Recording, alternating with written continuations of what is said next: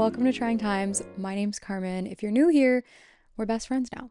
We're basically, that's it. You get no say in the matter. We're best friends. No, but in all seriousness, thank you for joining. Thank you for being here and sharing your time with me.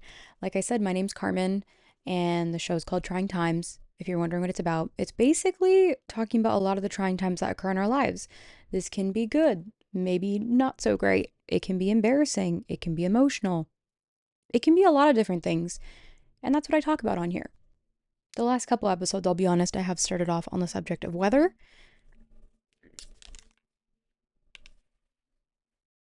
What was that? Hopefully the mic didn't pick that up. I just heard the weirdest sound outside. I don't know what the heck that was. Anyways, like I was saying, the last couple of episodes, I have started off on the subject of weather or seasons. Talking a lot about how it's getting colder here. It is getting a lot colder, hence why I'm all bundled up. It's nice. I'm toasty. I'm cozy. I got my pillow, all the stuffies, the regular setup. But yeah, so like I said, I've been on a seasonal kick, and this episode is just going to play right off of that. So if you're into that, thank you. Stay tuned. And if you're not, I'm sorry. I'll catch you at the next episode, I guess. I'll see you then. But please stay if you'd like. No pressure. But yeah, stay. I'd love it if you stayed. Like I said, this episode is going to play off of that theme even more because this episode is going to be all about seasonal depression or the seasonal blues or seasonal affective disorder, whatever you want to call it. There's a lot of different names for it. There's a whole lot of different terms. I'll kind of just share what this is. I don't really have a specific definition pulled up, but from what I can explain from my own experience and from talking to other people that have also talked about this and have experienced it themselves, seasonal depression, seasonal blues, seasonal affective disorder, SAD, if you will, basically is just that, SAD. We go through this bout of time, as you know, where we get less daylight, less time with the sun. Obviously, the sun is quite integral to energy levels, making us feel happy, and a lot of good different things that can occur in our bodies. Without that, and the gloominess really kicking into full gear and a lot more darkness, we don't feel great. We don't feel good all the time. We don't feel good a lot of the time, to be fair. So, funny enough, this upcoming weekend, when you're listening to or watching this, by the way, this is a video episode, so if you want to watch, feel free to tune in. By the time you are watching or listening to this, we've already gone through daylight savings, I believe, here in Toronto. So I believe we're losing an hour of time, an hour of daylight. So we technically are. Does that mean we're gaining an hour of sleep? Like an extra hour? Or we gain an extra hour, but we lose. All I know is when this happens in November, it means that it's darker for longer. We get less time with the sun. And then when it kicks back, whenever in spring, we technically lose an hour of sleep, but we get more daylight. So there's a pro and a con. Here, obviously, a pro is that we get more time to sleep. That's a big thing for everybody. But we also lose that extra time where we might be able to be outside and doing things. You can still be outside and do stuff, but like it's just not going to be sunny. It's not going to be bright outside. So obviously with that sort of a thing happening, we just don't feel great. We feel groggy. We might feel a little bit foggy, a little bit lazy. We're just, unmotivated. And that's not to say that we are lazy or unmotivated. It's just that it's a weird time of the year. And I feel this happens every single year.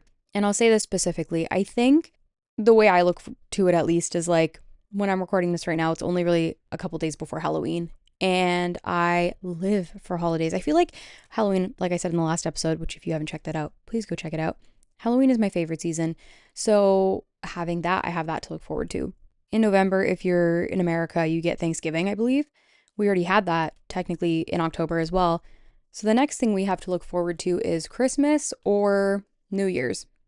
And then after that, I feel like it's just a lull. It's like 2 to 3 months of just darkness, gross, icky. That's usually when it peaks for me.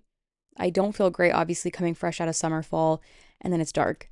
But at least I have something to look forward to. Whereas when the rest of the year, like we get New Year's and then everyone's like kind of on a kick where it's like, it's a new year, it's going to be good, motivational.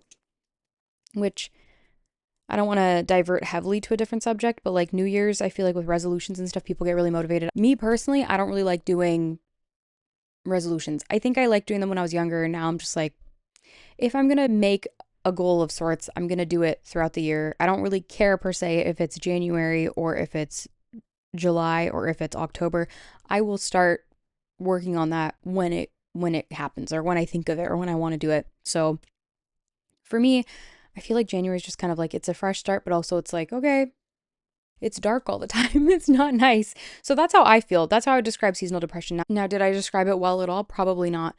But I feel like the only way I can describe it is just that you might feel a little bit off. You probably don't feel as much like yourself or as energetic or as motivated, because that's how I feel when I get it. And like it is in the name, seasonal depression or seasonal blues. Yeah, you just feel gloomy and gross. And that's it. That's the episode. But as I do in every episode, I like to share some sort of a scientific fact or a statistic of sorts. So for this, I actually do have one. And this will probably describe seasonal depression way better than what I just said and what I just tried to do. So here we go. By the way, I say this every time, but if you see me look down, it's because I have my laptop.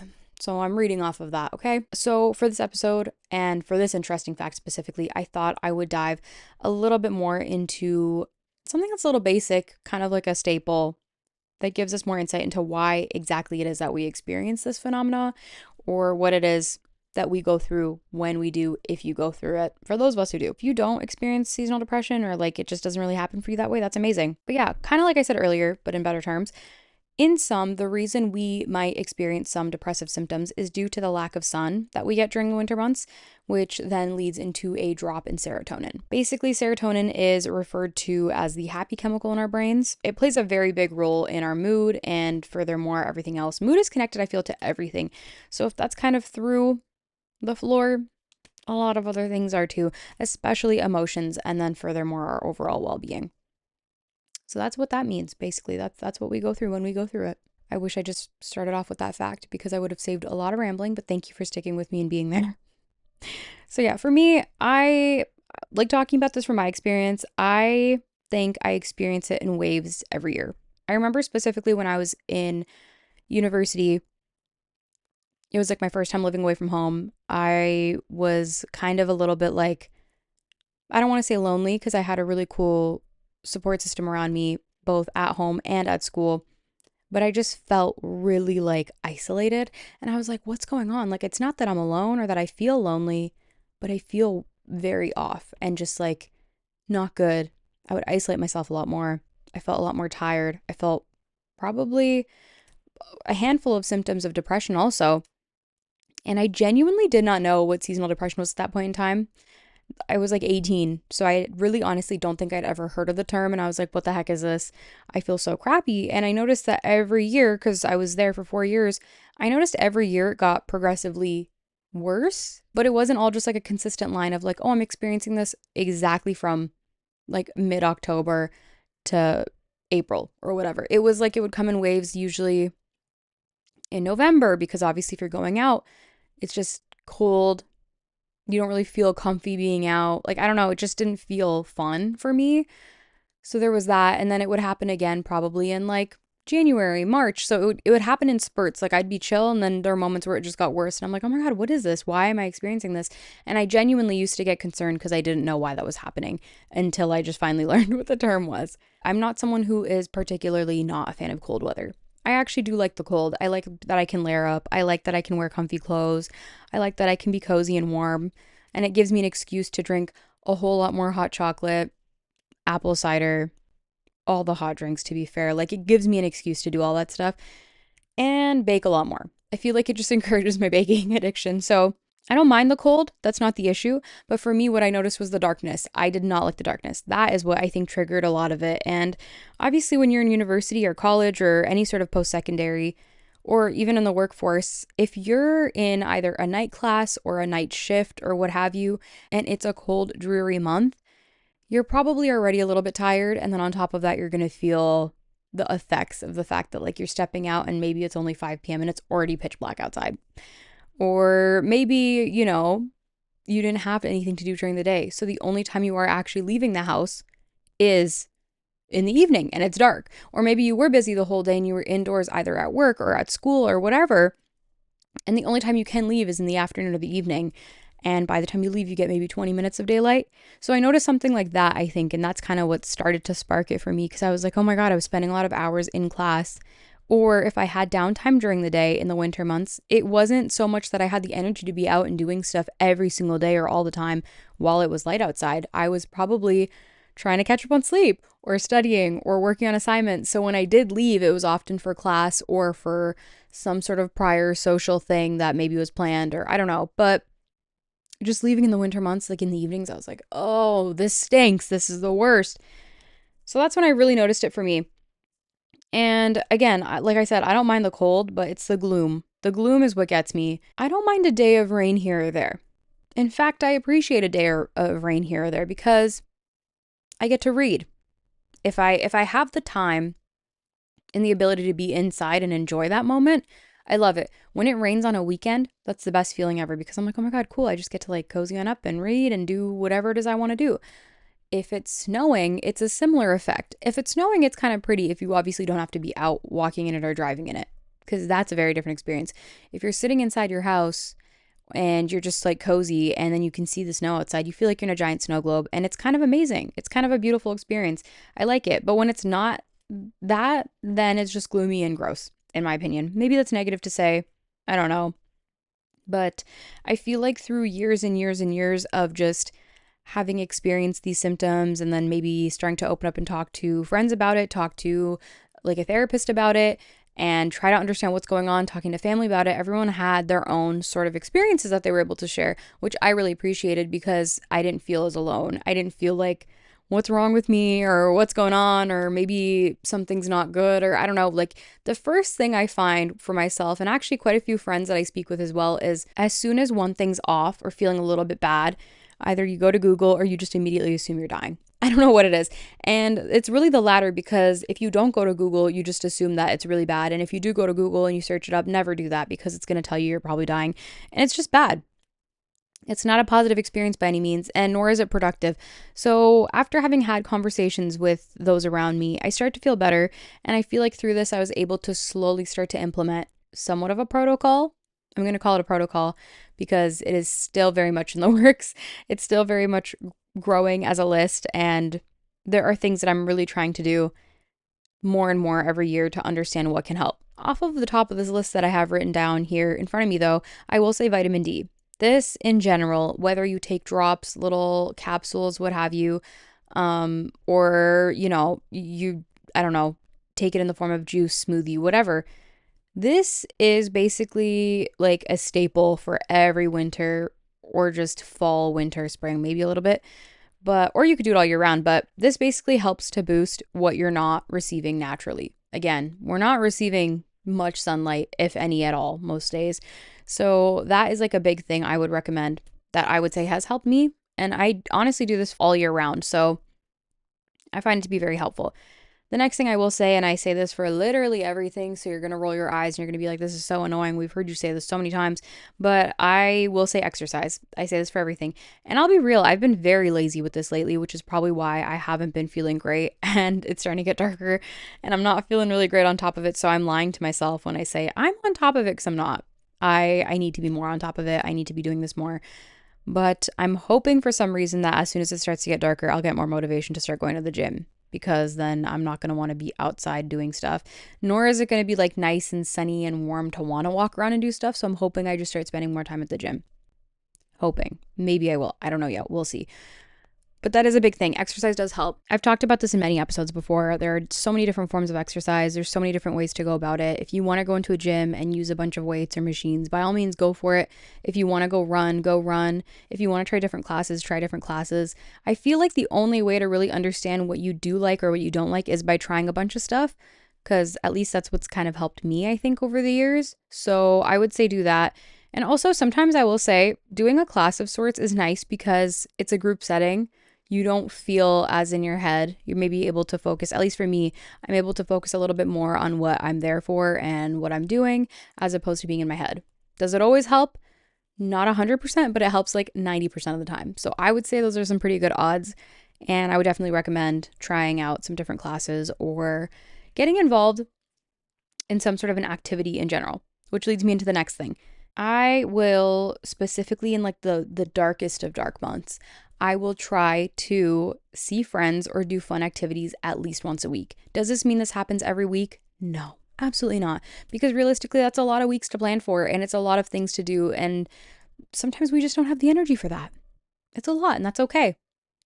But so I will try to see friends, whether that is us going to the movies or going to a cafe or chilling at home and watching a movie or, I don't know, doing a craft of sorts, building a puzzle. I talk about puzzles on here a few times now, but like I love a puzzle. I'm not going to get into it again. I've already done this before.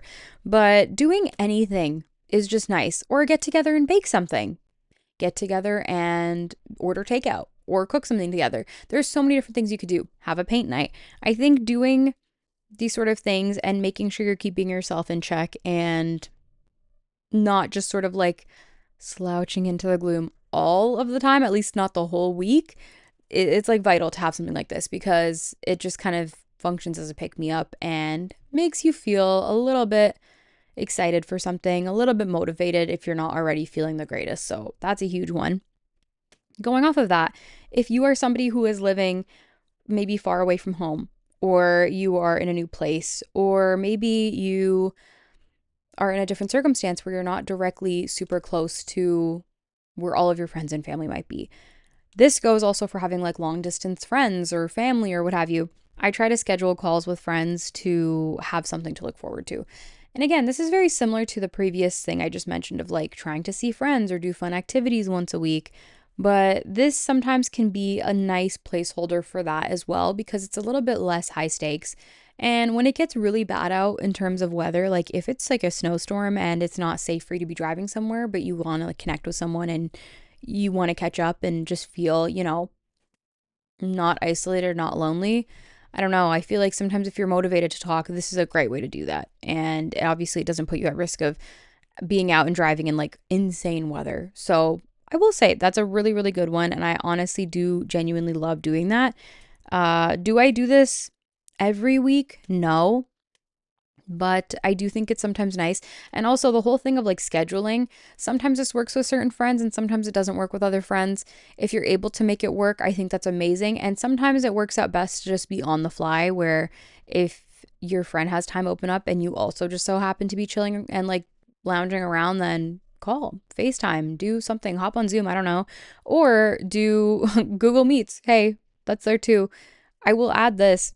One of my friends, her and I love to watch different shows together. We love to watch different movies together.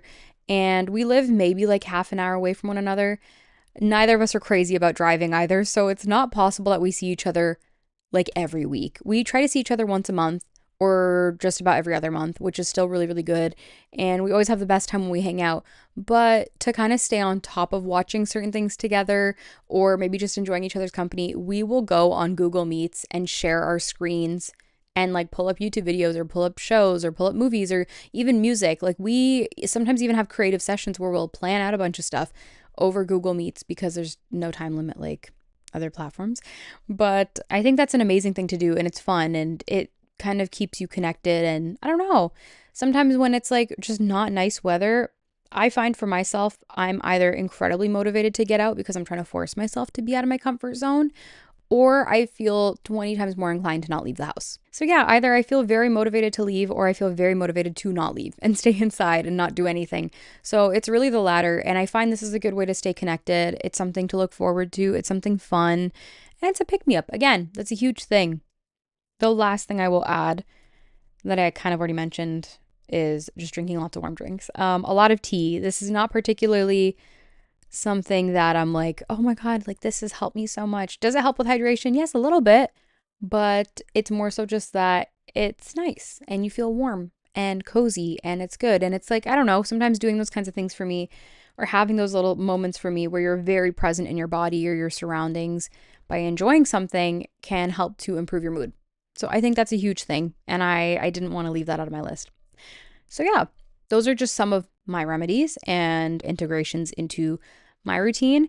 I did want to take to Reddit to see what some other people said though. So I found an interesting post here. So bear with me. It's a very long post. I will be reading for a while and then I'm going to share some of what some people said. So this person had posted and they said, sad free for 4 years. Here's what works for me. Has anybody else managed to beat it? Which may I add before I get into this post, being free of seasonal depression, seasonal blues, seasonal affective disorder, whatever, for 4 years is like a dream. So I got really excited when I found this post. Here's what they wrote. First, a bit of background. I grew up in the Shetland Islands, which is pretty close to Scandinavia and suffers from pretty short days and low sunlight levels in winter. My SAD kicked in badly when I was about 14, 15, left me clinically depressed, wrecked my academic, and left me generally exhausted, miserable, and constantly overthinking from September through to February. After 3 or 4 years, my mom happened to read an article about SAD, and she realized that I only experienced my periods of depression during winter. So I got a light box, which is a huge thing I've actually heard good things about. For the next 20 years or so, I would have a light box on my desk at work that I would use. I would switch it on 9 a.m. and use it for the entire morning, if not the entire day. This helped to some degree, as did moving further south to mainland UK. I was still constantly tired in the winter, though, and prone to rumination and my brain latching onto negative events. Long story short, my SAD was and still would be quite severe if left untreated. Okay.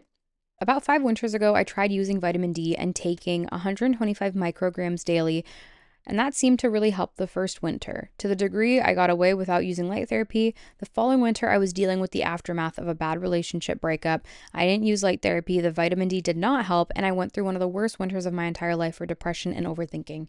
It was 5 months of unrelenting hell. The year after that, I decided I would never let myself go through anything like that ever again, and I made the following changes. 1. I switched from using a light box at work, maybe 2 hours after getting up, to a pair of light therapy glasses I could put on as soon as I woke up, so I could potter about my morning routine instead of being tied to a desk. Light therapy is most effective the sooner you start it after waking. One of Andrew Huberman's very first podcasts about sleep quality delves into body clocks and hormones stimulated by the blue spectrum light at dawn and dusk, and has a lot of information that is helpful in understanding SAD better. I should check that out. Actually, maybe we should all check that out. I've now shifted my thinking away from thinking of it as a lack of sunlight in winter and towards using light therapy to reset my body clock every day as something more akin to a form of jet lag even, that's interesting actually. I believe it's starting the light therapy earlier in the morning that made my primary difference. The glasses just make light therapy a lot more convenient to stick to, as I was never able to make myself get up even earlier in winter to sit at a cold desk in front of a light box when I was already struggling to get up at my usual time. Number 2, I continue to take 125 micrograms of vitamin D daily. I actually take it all year round. Oh my God, twins. So maybe that's a thing that we all need to be doing. 3, and this is the final point they made, up until this point, I always started light therapy when I started to feel SAD symptoms creeping in, but now I start light therapy before my symptoms do. My SAD symptoms start mid to late September, so now I start my light therapy without fail on September 1st every year. I also keep fairly fit and exercise regularly, walking, running, weights, and I'm happy to say that the last 4 years, I've been completely symptom-free. So 2 things. Firstly, I hope this information is helpful to some other SAD sufferers out there. If I can answer any questions anybody has, I'll be happy to. Secondly, I don't think I've ever encountered anybody else with severe SAD who have reported being able to beat it. My new routine is very simple, but it has been life-changing for me, despite my SAD being fairly severe. Are there any other success stories out there? They also then shared the brand of light therapy glasses they have. So yeah, that's the post. And I will say there's a whole lot of comments under this, a lot of which was super supportive and very positive. And I just thought it was so nice to go through and see people being so, just, I don't know, collective as a unit and like very much willing to share their experiences and also share what maybe did or did not work for them. I'm not going to read through every single comment. I did sum up kind of some of the things that I saw. So some things that people mentioned in the thread that helps them is someone said visiting a conservatory, which I think is such a good idea. I don't know why I've never thought to do this. I've only ever visited conservatories in quite literally every season besides winter. So maybe this is something I'll try to do this year, but I could see how that would be a really nice thing to do and also put you in a very like just peaceful and I don't know, nice environment for that time of year. Someone else recommended a few vitamins that work for them, such as vitamin D, again, solid, St. John's wort, ashwagandha, or omega-3. Please be advised they do not work the same for everyone. Please do your own research, maybe even talk to your doctor or a naturopath about this. I add that little discretion in there because I have talked to doctors and the naturopath that I see about these different things before taking any of them myself. Everybody has adverse reactions to really everything. Not everyone's the same. So I will say, as much as you do research without talking to someone about it, until you try, you don't really know how you'll react. And sometimes it can be amazing. It can be a huge help. It can be positive. Other times it may not be so much. So just please be very careful with that when you're doing your research and trying different things. Just be mindful. Also, don't get upset if something works for a lot of people and it doesn't work for you. I've had that happen with supplements before, and it is what it is.